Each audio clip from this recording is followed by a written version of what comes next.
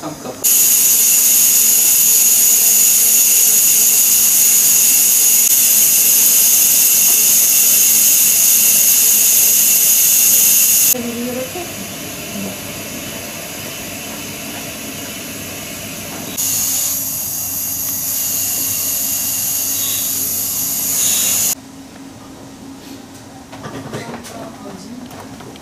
Çıkışa kadar maskelerimiz takılı kalsın. Normalde altına bakalım.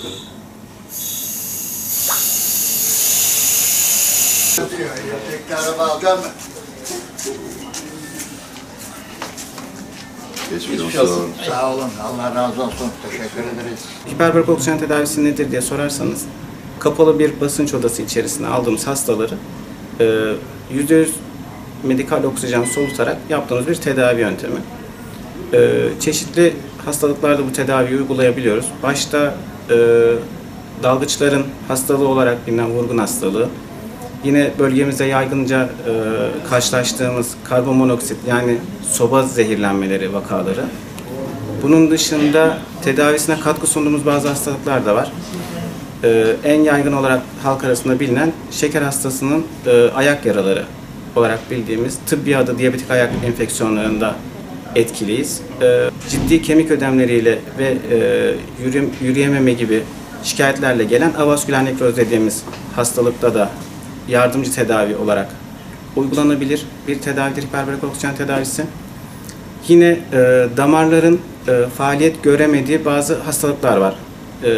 Bu görme ile ilgili göze giden damar tıkanıklığında görme kaybıyla gelebilir.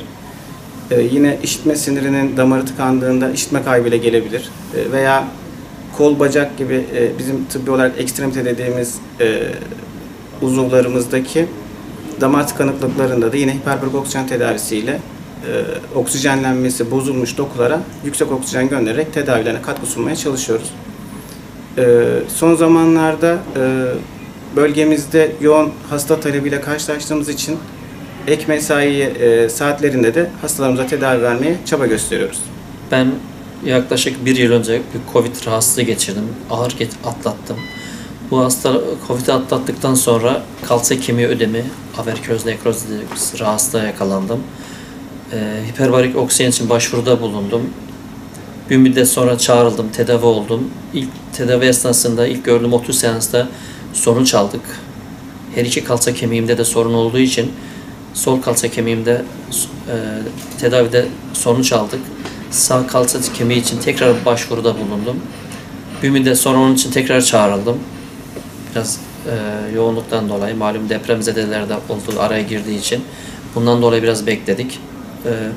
İkinci kez geldim. Tekrar yine bir 30 seans daha alacağım. Şu an yaklaşık bir 12 seans aldım. Bir 18 seansım daha var. Tedavinin şeyini gördüm ben, etkisini gördüm. Yürüyemiyordum. Hani hiç adımlarımı atamıyordum. Şu an en azından yürüyebiliyorum. Kendi ihtiyacımı görebiliyorum.